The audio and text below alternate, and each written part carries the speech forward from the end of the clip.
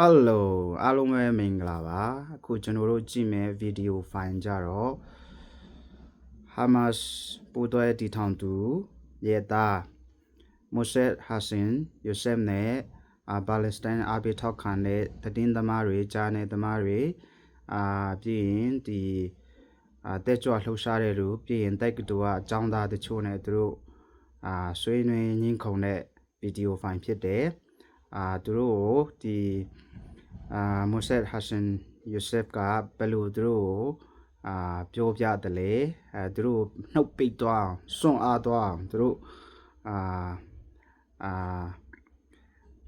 ညီတဲ့သွားအောင်သူတို့ဘယ်လိုသူ့ရဲ့အတွေ့အကြုံသူ့ရဲ့ခံစားချက်သူမြင်တဲ့လက်တွေ့အတွေ့အကြုံနဲ့သူပြောပြတဲ့ဗီဒီယိုဖိုင်ဖြစ်တယ်ပြီးရင်ဒီဗီဒီယိုဖိုင်မှာတကယ်Hamas ကဒီPalestine ဆိုတဲ့နာမည်ကိုဘာကြောင့်အသုံးပြုလဲသူဒီနာမည်ကိုအသုံးပြုမှသူတို့ဘယ်လောက်အထိ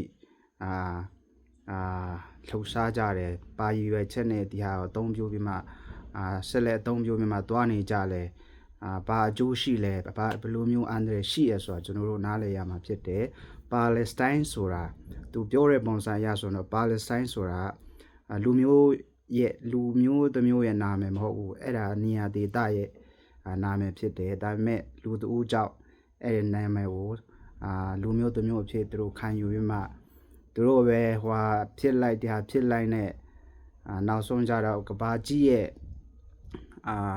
တနာချင်းကိုသူတို့ခံဖို့သူတို့ကဒီလိန်နဲ့လှည့်စားတဲ့ကစားကွက်မျိုးဖြစ်တယ်ဆိုတော့ကျွန်တော်ဒီဗီဒီယိုဖိုင်မှာကြည့်လို့ရှိရင်တော့တော်တော်လေးသူကလက်တွေ့တကယ်အဖြစ်မှန်တွေနဲ့သူအချက်ကြသူပြောတဲ့အခါမှာသူ့ရဲ့ opponents သူ့ရဲ့တစ်ဖက်ညှင်းခုန်တဲ့လူတွေလုံးဝမတတ်နိုင်တဲ့အခြေအနေကိုကျွန်တော်တို့တွေ့ရမှာဖြစ်တယ်ဆိုတော့ဒီဗီဒီယိုကိုကျွန်တော်တို့အတူတကွကြည့်ကြရအောင်เนาะ Okay let's go to support their right to resist looting raping killing kidnapping destroying suicide bombing is not an act of resistance It is barbaric. It is barbaric. So you can call me TikTok watcher, you can call me Gen Z, you can call me arrogant. What you can't do is respond to the facts. That's what you can't facts? do. Well, what okay, facts? to be fair, we need facts, and that's what I was kind of asking you about. So, Well, the fact that I was born there and you weren't? The fact that you have a second-hand knowledge? No, the fact that The fact that you think saving human life is treason? Palestine was never born. How can you free it? She's been there only for a visit and maybe she had some falafel sandwich, and she really was blown away of the Palestinian experience. There is no such a thing as Palestine. It's about time to retire, find a different job. You're not a journalist. You don't qualify even to be a mother. Wow. Well, this is Abi's desperate attempt to discredit me. I'm a man of the field. I fought against Hamas as part of legitimate intelligence organization, against savage group that were targeting civilians in suicide bombing attacks, waves of suicide bombing attacks that they kill people indiscriminately. So Abi today want me for some reason to apologize for saving human life because my truth challenges her convenient truth. Abby does not have the authority. She's just a self-appointed low-grade journalist.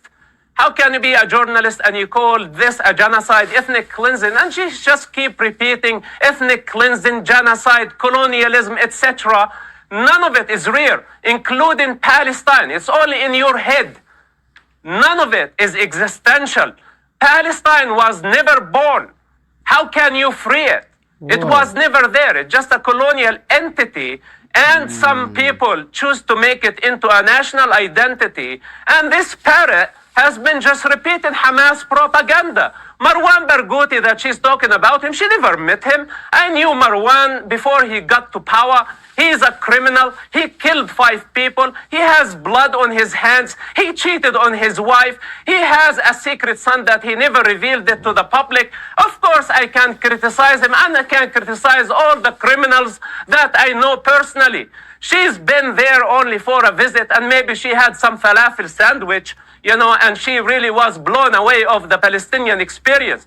There is no such a thing as Palestine. It's about time to retire, find a different job. You're not a journalist. You don't qualify even to be a mother. Whoa. Wow. First of all, if you want to take personal aim, I can take you on a rabbit hole that you will never get out of it. Sure. Go ahead. I have been patient and respecting you. You know why?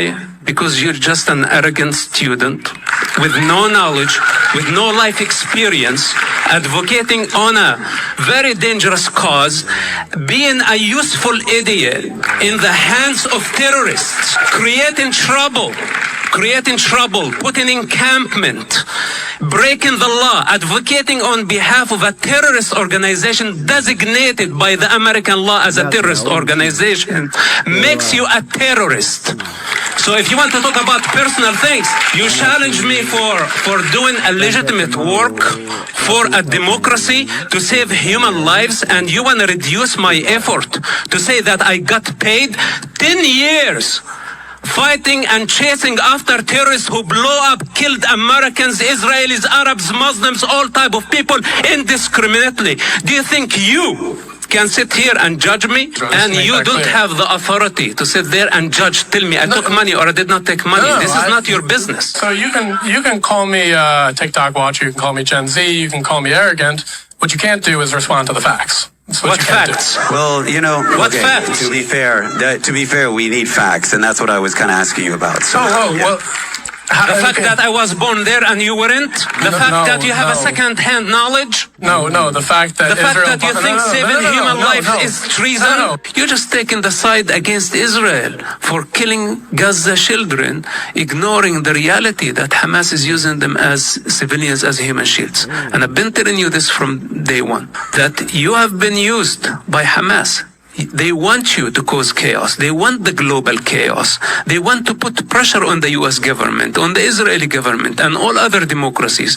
They want to bring the civilized world to its knees from those ugly images that we see from the war. But Israel did not initiate that war on October 7th. Hamas did. And our problem is not only with Hamas, is with the Palestinian ideology that you just want to gift Hamas and other fanatics a Palestinian state, thinking that this is going to bring a solution. This is going to create a global chaos. These people are not looking for equal opportunity. They don't want to divide the land. If they wanted to divide the land, they would have accepted the partition back in 1948. But instead of declaring their independence, they declared war against the Jewish people. Then they remembered some 40 years later to declare their independence. This is Palestinians, or what so-called Palestinians. They have many, many fundamental problems. They don't have a legitimate leadership. You tell me about the camp, and like you speak on behalf of all the encampment in the United States. You run only a camp here at UCLA. There are other encampments. You are not in charge of them, and they did not even elect you as a leadership. You don't have a moral compass. You don't have an objective out of this thing. You're just going in a revolution for the sake of revolution, intifada, and you don't have a resolution. Where are you getting? What's the next? Sure. So fundamentally, we have a problem with Palestine. Before we resolve this issue, we need the Palestinians to decide what they want. First of all, what's their constitution? What's their agenda? What's their leadership? And will they drop violence as a method? Will they accept Israel's right to exist? Then after that, we can have a dialogue, and there can be a solution. But as long as they want to annihilate the state of Israel, kill their own children, sacrifice civilians only for your sympathy and the rest of the world's sympathy, then this cycle of violence will never end. Wow, where do I begin? Next. To analyze the mental state of this self-proclaimed savior of the Gaza children. He really touched my heart. Who authorized you to speak on behalf of the Arab children of Gaza? Who authorized you? You just did. You've never been there. You don't care. So am I And Palestinian or am now I you not? think you hold the higher moral ground. You don't. I do. You're not the savior. You always need a victim in order to pose as the savior. You're not the savior. First, learn how to control yourself. Learn how to control your tongue buds before you try to control the world. It's a big situation in Gaza. All of us are heartbroken for the death of the children of Gaza. All of us. That includes Israel. Israel considers what's happening in Gaza a tragedy. It's a tragedy made up by the terrorists that you sympathize with, that you want to validate and legitimize. Then we will have to deal with the chaos that you create, your emotional being, going all over the place. Who authorized you to speak on the behalf of the Gaza? Nobody did. You did. You self-proclaimed, just like Mahmoud Abbas, just like Yasser Arafat, just like all the Palestinians who have been feeding on the pain of the Palestinian children. You are a parasite, a bottom feeder. This is what you are. So before you speak against the prime minister of a democracy and accuse him of being a terrorist, you need to look at yourself in the mirror. You have been supporting Hamas and it's recorded against you for eternity. So don't play the game now that your fight is for the children in Gaza. This is not your fight.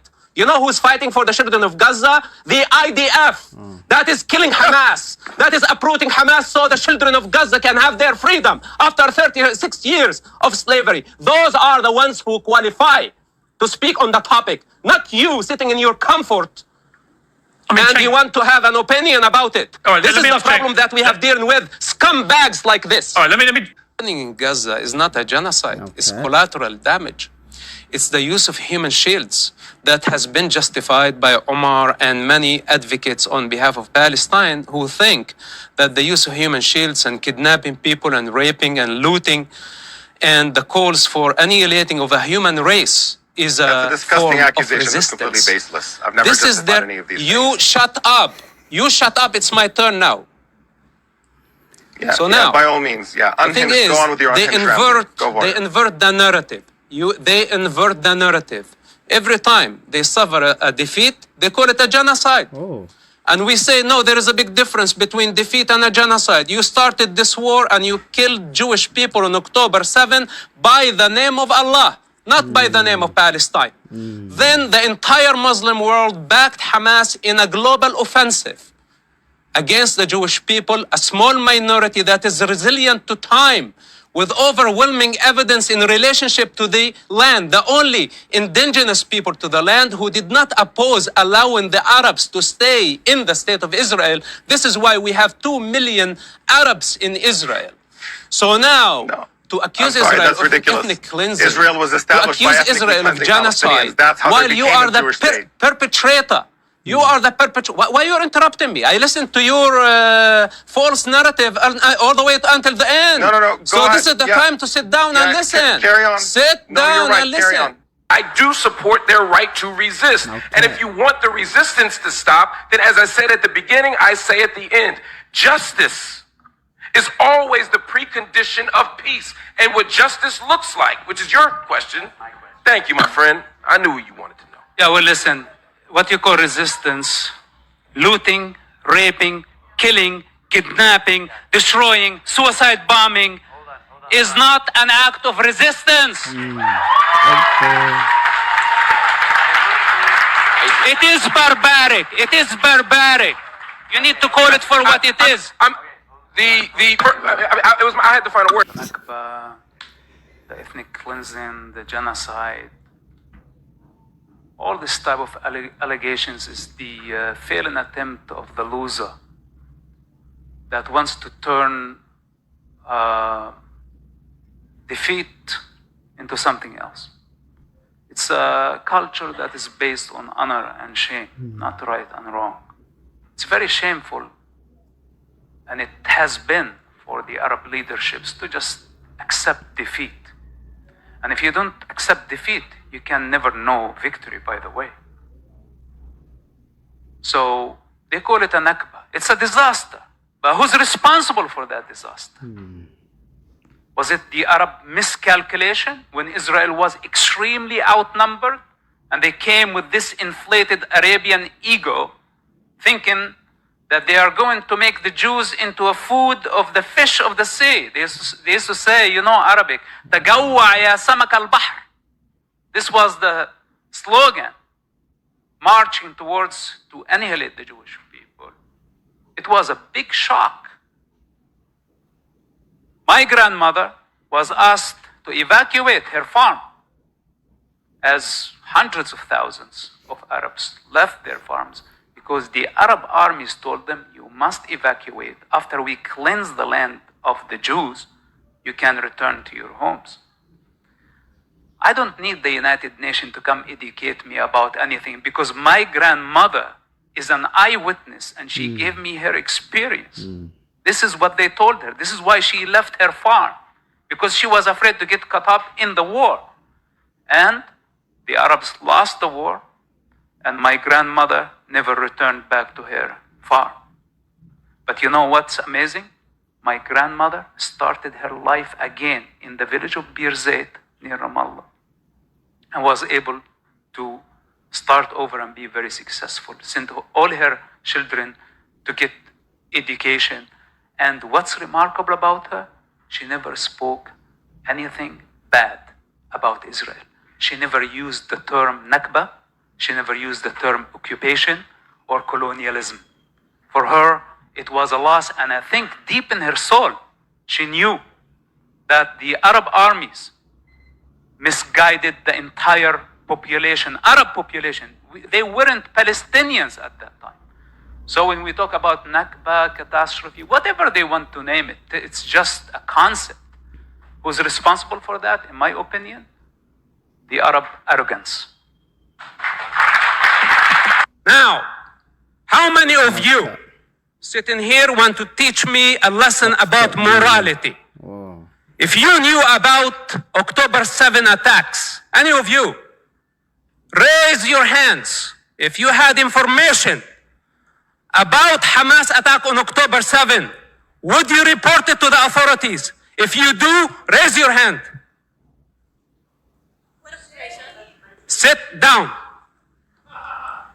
Less than 5% in this room raised their hands that they would report a massive terrorist attack that targeted civilians indiscriminately. That includes Arabs, Muslim, Jews, Christians, peaceful farming communities on October 7, ethnically cleansing 20 Jewish communities because of their ethnicity and because of their religion. What's happening in Gaza is not the same, because you are the one who's taken the side of terrorists, knowing exactly your role, and you are enjoying it. But at some point, you will have to deal with the consequences, because everything is recorded against you. Speaking of settlements, or what so-called settlements, those are cities of hundreds of thousands of people. This was the result of the 1967 war, when the Arab countries united wanted to annihilate the state of Israel. Arabs had their opportunity back in 1948 to declare their independence. They had equal opportunity like the Jewish people. The Jewish people fought the British colonialism, and they shed blood, and eventually they earned their independence. But in 1948, instead of the Arabs declaring their independence, they declared war against the Jewish people. There was no such Palestine at that time. They were just Arabs. And in the British era of colonialism, Jews, Arabs, Druze, Christians, everybody in that area was called the Palestinian. The Palestinian is a colonial entity. It was not a country, and it was not a nationality. It was just a 25-year period. So now, when we convinced ourselves that we were Palestinians because of Yasser Arafat wanted us to be Palestinians, the chaos had begun. And now, Palestinian is nothing but the victim narrative, that we don't want to take responsibility for the choices that we have made. 70 years of conflict. And how many opportunities the Palestinians, or what so-called Palestinians, it's not a real thing. There are Arab children, they have the birthright to be there, and Israel has 2 million of those. So the allegation of apartheid doesn't make sense. It's just a broken record by all those who have been trying to delegitimize Israel. It has nothing to do in reality. Then the victim narrative goes on. The 1967 borders. This was area which is the West Bank. It was under the control of Jordan. And the Gaza was under the control of Egypt. They were Egypt and Jordanian territories. It was not a Palestine. Today, Israel has peace with Egypt and with Jordan. So when the Arabs launched a war and they lost the war in 1967, Israel captured some territory. This is the consequences of war. This is and the Arabs don't want to accept the consequences of defeat. Instead of saying we were defeated and Israel won, now they played the victim card. They have been playing the victim card for 70 years. And instead of accepting what is on the table, to coexist with Israel.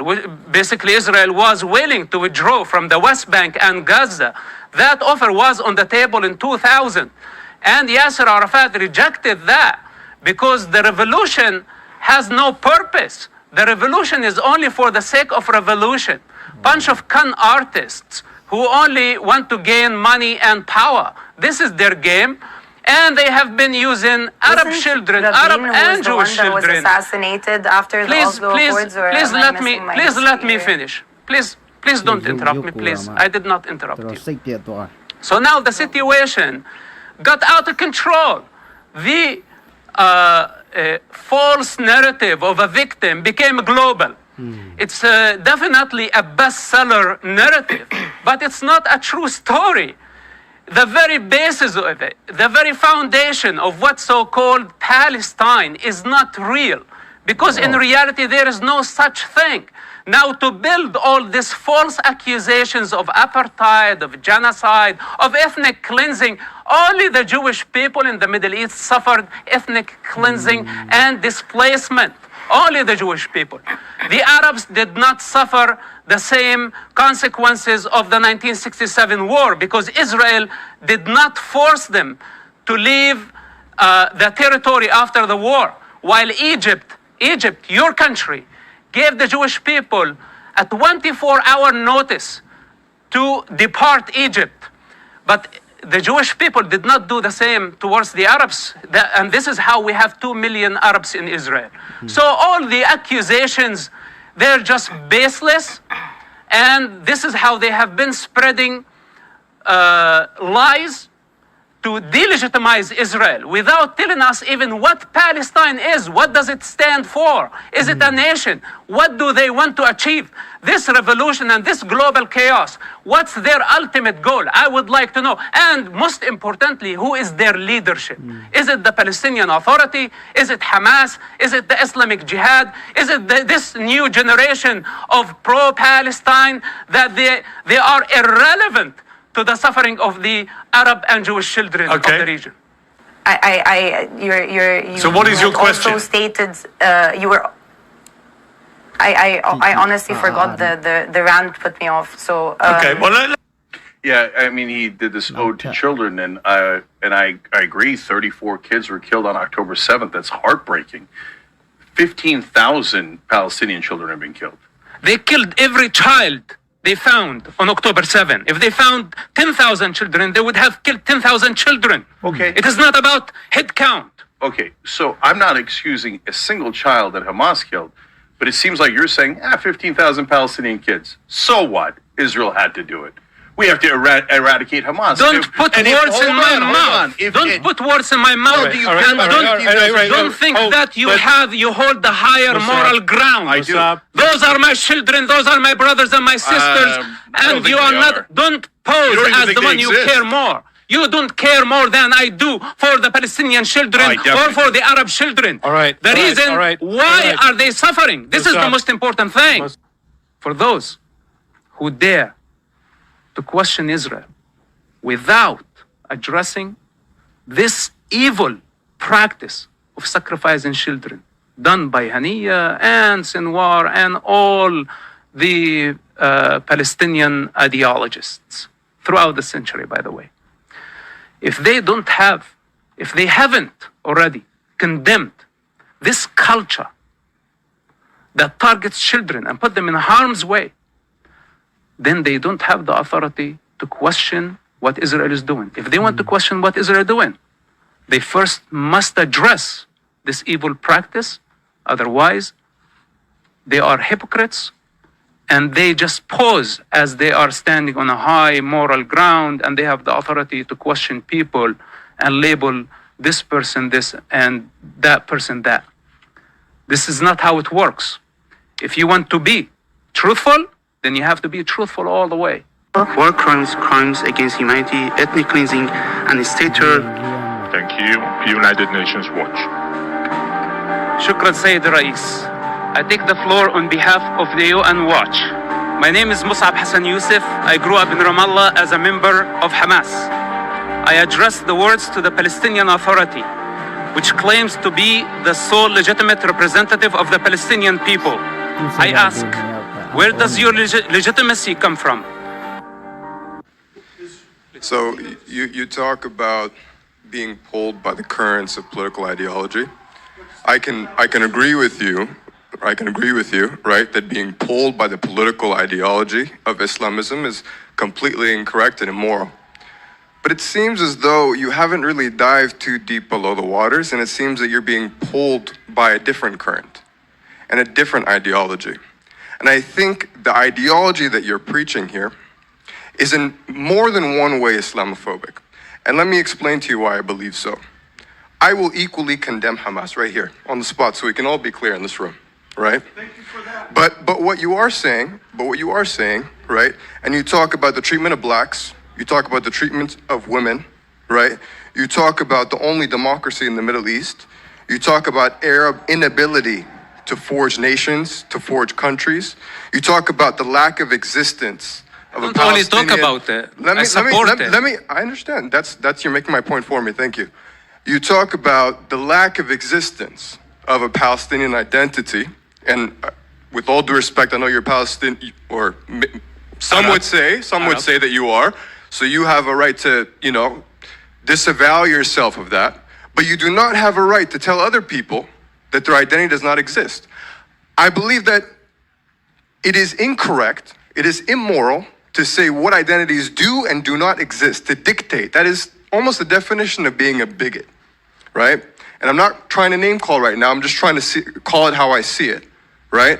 And so if we can both agree that we're going to condemn Hamas, but also equally refrain from being Orientalist, refrain from being Islamophobic, then we can have a productive conversation.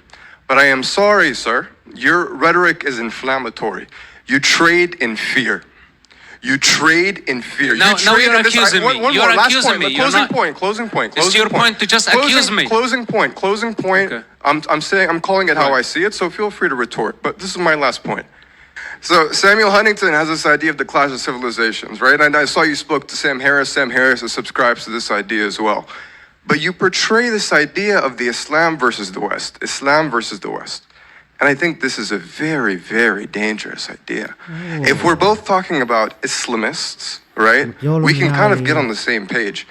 But you say Islamist, but in your rhetoric you describe the Islamic civilization generally, proper, right? So let's just make sure we're getting clear about that. But I think that is inflammatory. I think that you're trading in fear, and I think that is very, very harmful. And that's just what I wanted to say. Thank you. Yeah, well, look, you can call somebody who's not familiar with a phenomena that they have a phobia of that. Like someone has phobia of something that is unknown to them. You can say that. You can say this about anybody who did not grow up in that region. But as someone who went to a Sharia school, someone who memorized huge portions of the Quran, someone who speaks the classic Arabic, someone who studied so many Islamic denominations, you cannot accuse them. Are you listening to my answer? You see, you're busy right now, right? Suddenly you're busy. Listen, I heard exactly what you had to say, and I agree. Islamophobic. But you want to debate me right now? Maybe after. Maybe you wanna debate me? Then you need to listen to me until I finish. Sit down. Sit down and listen. Okay. So I speak on experience, much longer experience than your experience combined. Not to reduce you, but have you been to a Sharia school? No, but I lived. You haven't. Have you studied the Sharia? Have you studied the Sharia, the 4 major books of legislation? Have you studied them? Not fully in depth, but I understand Sharia. I studied Sharia, yes. So name the 4 main sources of Islam. Why you cannot do it? You said that you studied it. When you have Sharia, you're talking about Sharia jurisprudence. You have. I need the sources. There are 4 main sources of Islam all Muslims agree on. What are the 4 sources? You have Sunnah, you have Hadith, right? You have Quran, right? That's not it. That's not it. You forgot Qiyas and Ijma'. So please sit down and listen. I don't have phobia of Islam. I was born in Islam. You cannot tell a cub that they have a phobia of cats. Because this is their environment. You know, you tell somebody who never been to the situation Islamophobic. But I, as a son of the religion, I don't have a phobia. I have the right to rebel. I have the birthright to rebel. I tell you something. I don't mind speaking to him after the event if this is what he wants. Okay, and I don't mind actually debating someone. But the thing is, when you accuse someone, you must support. You know, you accuse me of Islamophobia. This is a big accusation. How can be Islamophobic if this is my natural environment? You know, you cannot tell a fish that a fish is afraid of water. Well, why don't you have the last word? Let me just respond very, very quickly. I don't believe that Islamophobia is a helpful word, right? I think bigotry towards Muslims may be a better one, right? But I'm just using the word that most people understand. When I say that, people know what I'm talking about, right?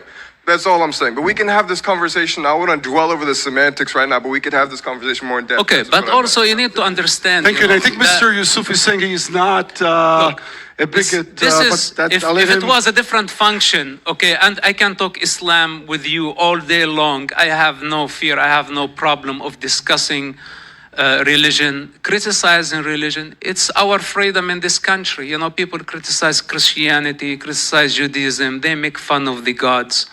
Why cannot I make the fun of the gods, you know, that I was brought up? But anyway, this is not the right place. Look, I don't want to be offensive.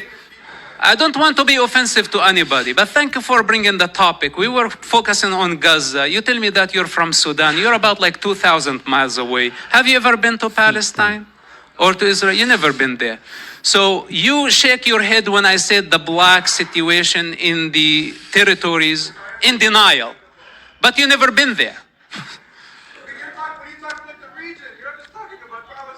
Okay. Look, man, I like to build bridges, but false accusations I don't like. And I don't like hypocrisy. I like free people who don't hide in the crowd. I'm sorry, we really have to end. Video ကတော့ဒီလောက်ပါပဲဆိုတော့ကျွန်တော်တို့ဒီဗီဒီယိုမှာ Palestine နဲ့ Hamas ရဲ့အကြောင်းကိုအနေအချင်းတော့နားလေသဘောပေါက်ကြမယ်လို့ညွှန်လင့်တယ်ဆိုတော့ဒီလိုမျိုးဗီဒီယိုတွေဆက်လက်တင်မှာဖြစ်တဲ့အတွက်ကြောင့်ကျွန်တော်ရဲ့ YouTube channel ကိုလည်း subscribe လုပ်ပေးကြဖို့မေတ္တာရပ်ခံချင်တယ်အားလုံးကိုကျေးဇူးတင်တယ် See you in the next video bye